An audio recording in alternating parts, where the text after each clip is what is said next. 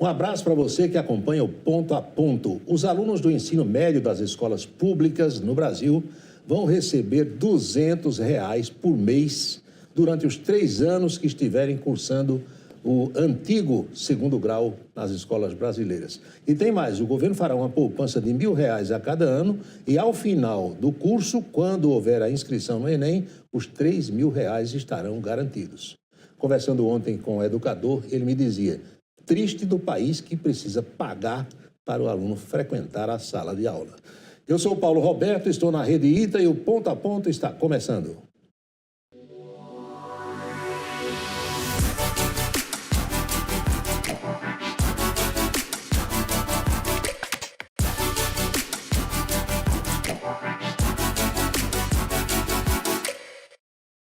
O nosso entrevistado de hoje é o promotor de Justiça do Meio Ambiente de Campina Grande, Dr. Hamilton de Souza Neves Filho. Nós o convidamos para uma conversa sobre as atividades da sua competência aqui na área de Campina Grande e falar também sobre os recentes acontecimentos envolvendo o Ministério Público, Prefeitura de Campina Grande e eventos que vão acontecer no período de Carnaval. Doutor Hamilton, seja bem-vindo ao programa, tudo bem? Muito obrigado, Paulo. Eu que agradeço aqui o espaço para a gente fazer os esclarecimentos e bater nessa nossa conversa, no nosso bate-papo. Trocar umas ideias. Isso. O senhor substituiu o doutor Eulâmpio Duarte, que trabalhou aqui conosco durante, acho que 2 décadas, não é? 20 anos, o meu colega Eulâmpio foi promotor do meio ambiente aqui da cidade de Campina Grande e depois da sua aposentadoria eu assumi o posto e estou aqui tentando, pelo menos, me igualar uns 10% do que ele já vem feito nesse período. Antes de Campina Grande, onde é que o doutor Hamilton trabalhou? Em Campina Grande. Passou por aqui antes? Passei por Campina Grande na 5ª Vara Criminal aqui de Campina Grande desde 2015. Não é? E antes disso eu fui promotor em João Pessoa e já estou aí caminhando para os 30 anos dentro do Ministério Público, profissão que eu abracei e é a minha história de vida. Ora, o senhor é de uma família de juristas, seu pai foi juiz, seu tio também. E o Ministério Público foi uma opção ou a tentativa inicial seria também a magistratura? Eu fiz concurso com 23 anos de idade, né? Então, o primeiro concurso que eu passei foi exatamente o Ministério Público da Paraíba.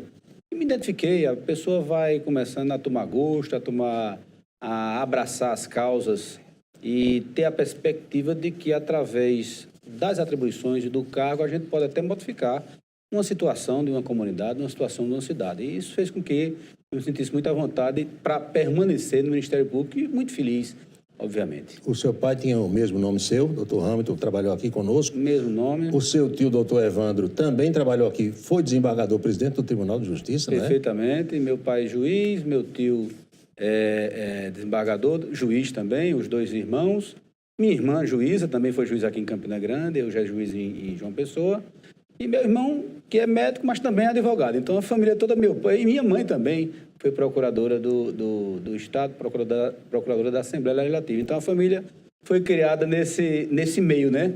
De processo, de papel e de leitura. E todos, antes de tudo, foram advogados, né? Porque ninguém começa nessas atividades sem advocacia. Sou advogado, inclusive, agora estou impedido por conta da minha profissão. Mas, algum dia, quando me aposentar, retornarei ao OAB, que é a nossa casa, né, Paulo? E como é que esse advogado, hoje promotor, nasceu em Campinas, se a família é toda sertaneja? O seu pai já trabalhava aqui na época? Já trabalhava aqui em Campina Grande. Meu pai trabalhava, já exercia o cargo de juiz aqui em Campina Grande. E eu e minha irmã nascemos aqui. O mais velho já é sertanejo. Mas as ligações com o sertão continuam até hoje, né? As nossas raízes são todas lá do sertão, da nossa amada São José de Piranhas. Pois bem, doutor Hamilton, a Constituição de 88 deu muitas atribuições ao Ministério Público. O senhor tem a noção de que a população sabe de tudo isso ou carece ainda de informações? A população ainda carece de informação. Depois, já a gente vai chegar no nosso ponto para entender por que a gente tem essa perspectiva. Por exemplo, a pessoa tem muitas vezes uma dívida de uma empresa concessionária de energia elétrica ou de água, que há um corte. Essa demanda individual é de um cidadão. Mas quando é verificado num bairro que existem mesmo muitas pessoas passando por aquela realidade, ou seja, tendo um corte indevido de um fornecimento de energia, de água ou de telefonia, mesmo com as contas pagas, e isto ocorre, Sim. é uma atribuição do Ministério Público. A gente diz quando há um grupo que há o mesmo direito, um direito individual sendo homogêneo, identificado naquele grupo, é a atribuição de um promotor de justiça patrocinar a defesa dessas pessoas. Então, muitas vezes as pessoas não têm esse conhecimento, não se busca. Hoje é muito fácil, inclusive, através do grupo de WhatsApp, né? A gente identificar um grupo de pessoas que podem ser prejudicadas por uma empresa que fornece um produto impróprio ao consumo. Enfim, uma gama de variedades que pertence às atribuições do promotor de justiça daquela cidade. A gente recebe muitas demandas, tanto aqui como lá no rádio, de pessoas que têm uma série de problemas e alguns têm assim a noção, o Ministério Público só age quando provocado ou ele pode agir de ofício ao tomar conhecimento de uma certa situação? Exatamente. O princípio da inércia judicial é do Poder Judiciário. O juiz ele só pode agir se for provocado, diferentemente do Ministério Público, do advogado, da OAB, da própria Defensoria Pública. A gente tem o poder de tomar a ação de ofício, ato de ofício. Chegou ao nosso conhecimento, de ofício, nós devemos agir para guarnecer aquele direito violado. Então, qualquer um do cidadão, basta dar o conhecimento, ou mesmo um promotor tendo conhecimento, é a obrigação dele dar sequência àquela demanda. Dá para dizer, numa linguagem assim bem jovial, que o Ministério Público está em todas, né? Está em quase todas, praticamente, né? Em todas, né? Porque é uma gama de atribuições. Eu mesmo, como promotor de justiça, quando eu ingressei, a gente estava conversando, esse ano vai fazer 30 anos, sim, eu não tinha nem essa dimensão dessa gama de atribuição. Meio ambiente, patrimônio público, patrimônio social, que é a questão do meio ambiente também, o consumidor, a saúde, o idoso. Quer dizer, é uma gama de atribuição tremenda que é o órgão que está junto da sociedade para garantir o cumprimento daqueles direitos sociais que todos nós exercemos dia a dia. Em que pese, assim, ainda um desconhecimento, mas outro dia, eu conversando com alunos do ensino médio, num colégio estadual aqui em Campinas, aí, ouvindo dois conversando assim entre eles lá, aí eu disse assim, eu denuncio ao Ministério Público. Quer dizer, até a garotada já tem noção, né? Já sabe, é bom, né? A questão da criança e adolescente, que é exatamente a espinha dorsal do Estatuto da Criança e do Adolescente, é a participação do Ministério Público em todos os seus aspectos, tanto defensivos como aqueles que distribuem os direitos nessa gama desse público-alvo. E essa sua área de atuação hoje, o meio ambiente é muito demandada, né? Muitíssimo demandada. A gente tem a área de atuação do meio ambiente, a Promotoria de Justiça do Meio Ambiente e Patrimônio Social. O que é o patrimônio social? É a ocupação da área pública de modo geral. É o urbanismo da cidade. Um canteiro, é uma praça, não é um uma parque, barraca que está no meio da calçada. Colocam lá no lugar da pessoa. Exatamente, exatamente. Uma oficina que bota carro em cima de calçada. Mercadorias espalhadas indevidamente nos locais de passeio público, tudo isso é o patrimônio social, o patrimônio das pessoas. A questão da sustentabilidade, que muito se fala hoje, também é competência do Ministério Público? Também é competência especificamente dessa nossa promotoria que a gente está atuando. E aqui em Campinas, todo dia chega demanda? Todos os dias chegam demanda, todos os dias as pessoas buscam a nossa ajuda, e dentro do possível da nossa carga de trabalho, obviamente, a gente busca dar a solução. Temos conseguido, na maioria dos casos, 90% dos casos, digo 90% porque ninguém consegue dar a resposta. Resolver tudo, né? Mas a gente busca, a gente é muito empenhado nesse sentido. Eu lembro que no São João do ano passado, aqui mesmo a nossa equipe lhe procurou para falar sobre fogos, fogueiras.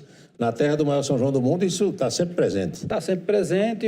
As fogueiras já começou com o meu colega Eulâmpio, a proibição das fogueiras nas ruas, calçadas e pavimentadas, que já vem se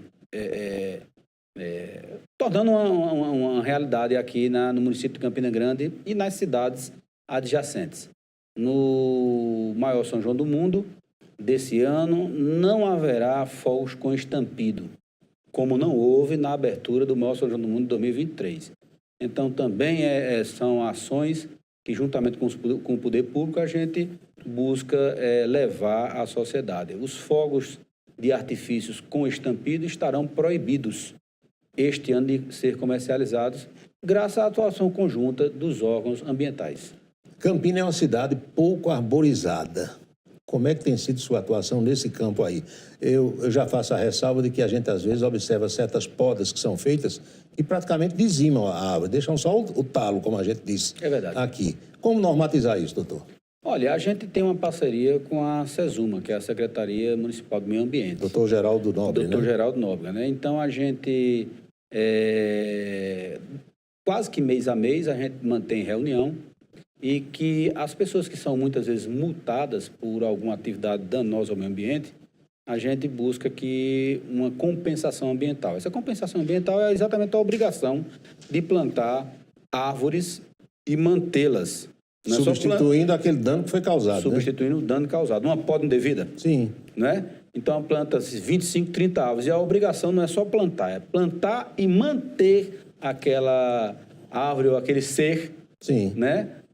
Para que eles possam se desenvolver. Campina Grande tem embora seja o nosso clima muitíssimo agradável da noite, mas tem uma época do ano que é muito seca. É verdade. E a gente precisa exatamente da irrigação, dessa compensação ambiental, dessas árvores, para que ela possa se desenvolver naturalmente. E quando se trata de uma companhia, de uma empresa como a Energisa, tem também algum contato com o MP?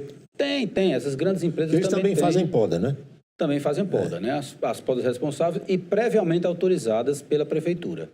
Toda a poda de uma árvore, ela deve ser precedida de uma autorização municipal. Não tem nada de muito protocolo, não. É seguir junto ao setor próprio da prefeitura e lá eles verificam se aquela poda ela é necessária e é benéfica à Dão árvore. orientação, naturalmente? Dá orientação, já tem todo esse know-how, né? Sim. Para que leve as pessoas à segurança de fazer a sua poda. E quando se trata desse pessoal que chega na casa de alguém e diz, quer que eu pode a sua árvore aí? Aquele pessoal tem também algum tipo de orientação? Já sabe como fazer? Muitas vezes já tem essa orientação. Outras vezes a denúncia do outro morador, o vizinho que já denuncia a gente. Fulano de tal podou uma árvore sem nada, sem nenhum tipo de uso de os cuidados necessários, né? Ou arrancou. Tem isso também. Ou arrancou a árvore. Aproveita o feriado, um fim de semana, vai lá e... Sempre aproveita, né? Sempre ocorre numa sexta-feira à noite, Sim. sábado e domingo, porque sabe que a fiscalização, infelizmente, é mais branda. Não há um plantão de 24 horas, né? Durante a semana, tudo bem, estamos todos a postos. Mas eles aproveitam no final de semana para fazer esse tipo de dano ambiental e criminoso. Pois é. Tanto ao dano ambiental como ao crime, uma vez identificado o responsável. Então, a gente vai concluir esse primeiro bloco da entrevista de hoje aqui com o doutor Hamilton de Souza Neves Filho, que é promotor do meio ambiente em Campina Grande. Na volta, para o segundo bloco, a gente vai falar sobre a questão dos animais, se é também atribuição da sua área ou não, e tem essas outras questões que estão aí na pauta, na ordem do dia, envolvendo os eventos carnavalescos ou não que ocorrem em Campina Grande no mês que vem. Voltamos já já.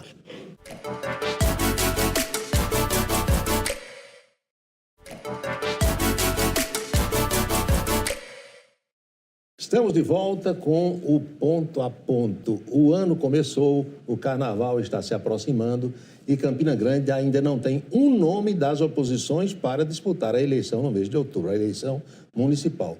Eu sei que tem 5 ou 6 que estão querendo esse posto, mas não há um consenso entre eles para a escolha de uma pessoa para disputar a eleição com o atual prefeito Bruno Cunha Lima, que vai tentar se manter no Palácio do Bispo, aqui em Campina Grande. Os aliados do prefeito estão achando isso maravilhoso. Vamos ao segundo bloco da entrevista de hoje com o promotor do meio ambiente de Campina Grande, doutor Hamilton de Souza Neves Filho. A gente falou sobre plantas, sobre fogos e animais. O sujeito deu uma facada numa cadela, o sujeito matou um gatinho ali. Isso chega lá também ou vai para a área criminal?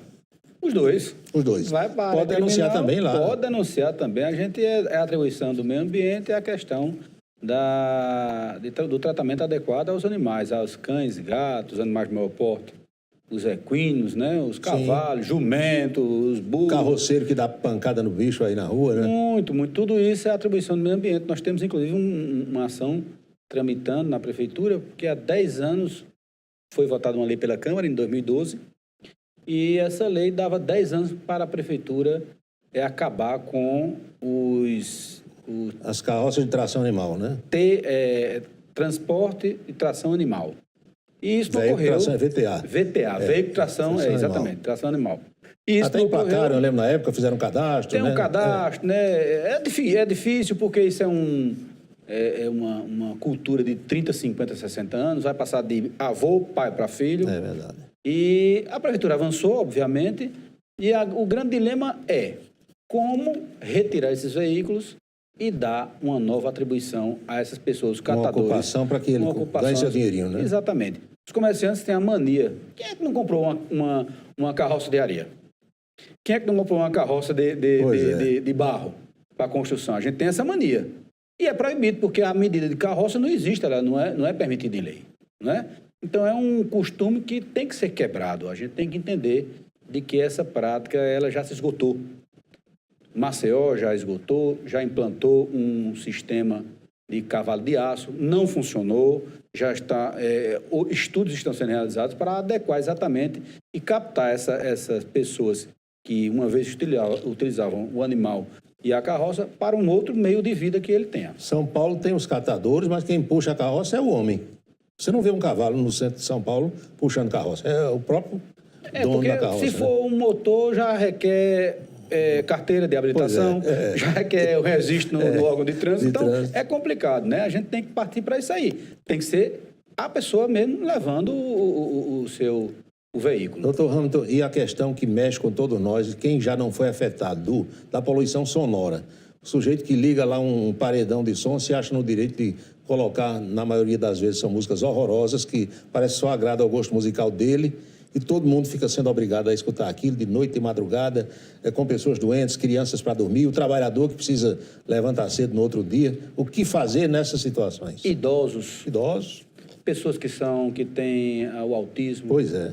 Né? E a gente mesmo que... Quem não se incomoda, Quem não se incomoda, né? É muito bom para quem está na farra, né, ali. E o interessante, Paulo, é que a ponta do iceberg começa com a denúncia ambiental, o incômodo ambiental, e pode chegar às vias de fato, à lesão corporal e até o homicídio. Já houve vários casos. Já tem vários casos nesse sentido, né? Nós trabalhamos 24 horas, nós temos uma equipe de plantão, juntamente com a prefeitura e com a polícia ambiental. Polícia ambiental ajuda muito nessa hora. Ajuda muito. Temos o medidor de som. Decibelímetro, né? Decibelímetro, né? E uma vez a denúncia chegando, a gente vai à casa do denunciante e é importante que ele também se identifique para que num processo criminal e um processo civil, essa pessoa seja nossa testemunha. Sim. Vai ter o laudo lá do decibelímetro, mas tem que ter um testemunho também do prejudicado, né? E as pessoas têm sido multadas, os paredões estão... Essas multas são pagas? São pagas as multas e muitas vezes há uma compensação ambiental nesse sentido. A gente já fez doação à própria Polícia Ambiental, a SUDEMA, Sim. exatamente em razão de multas obtidas pela apreensão de paredões, Sim. por exemplo, né? Doutor Hamilton, quando o equipamento é apreendido e muitas vezes o carro é conduzido para arrancar aquilo, qual é o procedimento? Depois ele revê-se bem? A gente, com o promotor, doutor Bertrand Asfora, que é o promotor do Juizado de Pequenas Causas, todo mundo conhece como Juizado de Pequenas Causas, o GECRIM, a gente ajustou de que aquele equipamento apreendido por questão de poluição sonora, lhe é declarado perdimento. Então, a pessoa perde de uma vez por todas. O equipamento de som. O equipamento de som. carro ele pode reaver. É um equipamento de som. O que causa o dano ambiental, a gente declara perdimento pela justiça. E quando o sujeito é multado, que diz, eu não vou pagar isso não, deixa para lá, vai para a dívida ativa? Vai ao Estado, a Procuradoria-Geral do Estado, ele cobra daquela pessoa e coloca ela nos cadastros de negativados. No dia que precisar resolver alguma coisa... Vai estar lá o nomezinho dele sujo. E vai ter que resolver, né? Tem que pagar. Tem que pagar. Tem que pagar. Porque muitos dizem, eu não vou lá e fica por isso mesmo. Isso reflete uma série de embargos, né? Ele não vai ter conta bancária, não vai participar da vida do município, não vai poder fazer um empréstimo, não vai poder comprar uma casa, não vai Pode ter salário bloqueado, né? Até um certo limite, né? Então, uma série de reflexos a partir de uma atividade danosa ao meio ambiente. Vamos agora para essa bronca recente. O doutor, como dizia o saudoso radialista Zé Bezerra, foi para as páginas por conta desse TAC, do decreto do prefeito. Como é que surgiu tudo isso, doutor? No final de dezembro, para início de janeiro, havia uma preocupação do município, das igrejas católicas e evangélicas, em não se conflitar com os blocos carnavalescos. Até que no dia 11, nós sentamos com os órgãos públicos envolvidos, prefeitura, igrejas católicas e evangélicas, a polícia militar, a polícia civil, corpo de bombeiros e a polícia ambiental, para ajustarmos. Ajustar o quê? Pactuar o quê? Que nas áreas onde os eventos ocorram e no seu entorno, a prefeitura não poderia liberar a licença para blocos carnavalescos. Para evitar isso que a gente estava falando aqui agora, né? Você está fazendo a oração e um batuque aqui do lado. Mais ou menos isso. Vamos imaginar o seguinte, lá no Parque do Povo, Sim, que todo mundo passa por lá, tem um encontro da Nova Consciência. E debaixo da pirâmide vai ter o batuque do Bloco Carnaval, os caras tomando cachaça. Entre elétrico e o cara bebendo de lá. É justo que isso ocorra? A gente aceita que isso ocorra? Não. Então, é exatamente para evitar esse confronto de situações. Uma, você está cuidando da sua alma, do seu espírito. Outra, você está numa farra carnavalesca. Agora, eu vi assim, afirmações, mas nos outros anos nunca deu problema. Ao que o senhor responde de que modo? Eu respondo que a gente vai avançando numa sociedade mais civilizada, né? A atribuição do meio ambiente é exatamente essa, é equacionar, distribuir os espaços públicos. O espaço público que é meu, que é seu e de toda a população. Né? Então, tem que ser ajustado que um bloco carnavalesco saia, participe, faça sua farra, mas não atinja o direito... Nas proximidades ali. Nas proximidades de um culto evangélico, de uma missa da Igreja Católica. Né? Isso é inadmissível. A gente tem que separar essas duas situações para os fins a que se destinam. E o senhor acha que a ideia foi, de certa forma, deturpada, espalharam coisa diferente, porque criou-se uma certa, digamos, revolta, está proibindo e tal, né? Paulo, não me tome por deselegante, não, claro. Mas a imprensa, eu acho que aumentou demais a informação. Superdimensionou. Superdimensionou o que a gente tinha pactuado, né? A gente tinha pactuado apenas isso aí, que os cultos da espiritualidade, eles ocorrem desde 1992. São 32 anos este ano, não é?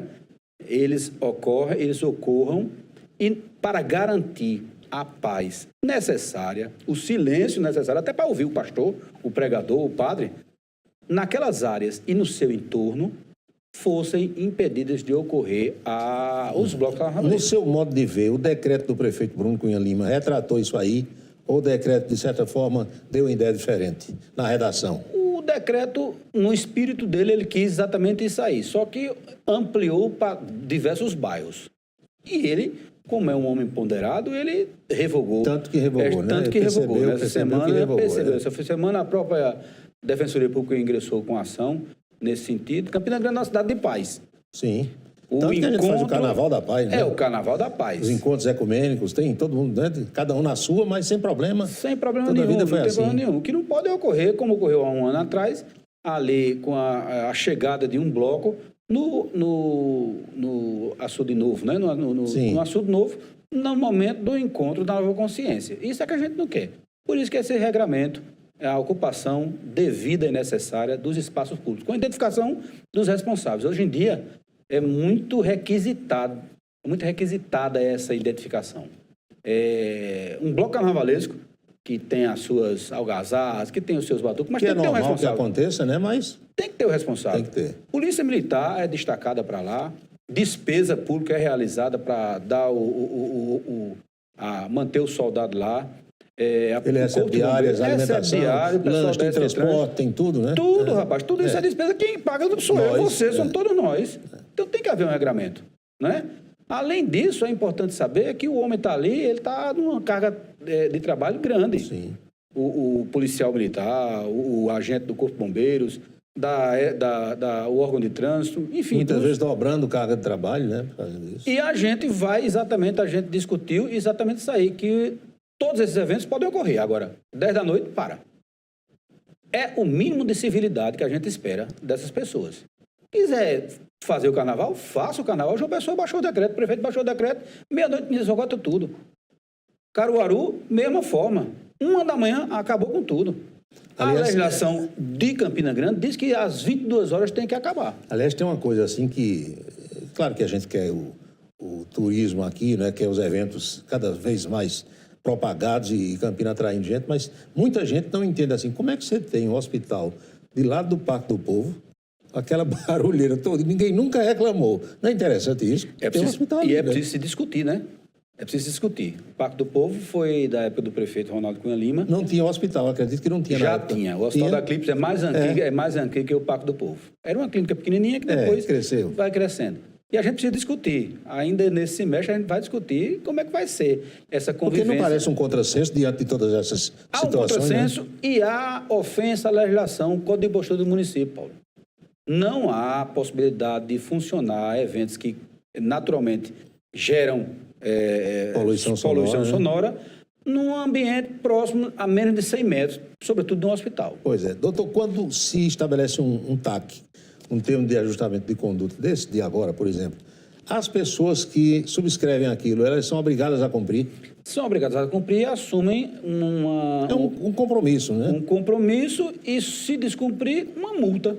Aquilo ali já Isso fica estabelecido já no... Já no TAC ficou estabelecida uma multa de R$20 mil para o subscritor, que no caso é o município, representado pelo prefeito ou por seu procurador. Quando alguém estabelece um TAC desse aí, que o pessoal assina e a coisa é descumprida, ignorada solenemente, ou depois é modificada, porque você escuta assim de alguém, eu assinei um TAC, mas não vou cumprir não, aquilo ali eu assinei porque eu estava lá na hora. Acontece muito, né? Acontece muito. A gente executa judicialmente e aí vai para aquela história da multa ativa, a Procuradoria do Estado... Mesma coisa lá de quem descumpriu, Mesma coisa da história do som, lá atrás que a gente acabou de falar. Então, as pessoas jogam para ver se dá certo. A gente cumpre a lei. Importante é a gente, para finalizar o nosso bate-papo, que a gente conversaria aqui o dia todo, mas infelizmente o tempo, o reloginho ali não para. Vai reinar a paz no Carnaval da Paz? Dá para dizer isso agora? Deve reinar a paz, guardado, cada um no seu quadrado. É isso que a gente espera. Doutor Hamilton, muito obrigado por ter vindo ao Ponto a Ponto. Eu acho que deu para a gente dar uma esclarecida aí para o pessoal. Agradeço aí a participação, o espaço por todos e um fraterno abraço. Receba um abraço também do mestre Dalton Gadelha. Da mesma forma, da mesma forma. A você de casa, o nosso melhor agradecimento. Eu espero contar com a sua audiência no próximo Ponto a Ponto. Felicidades e até lá.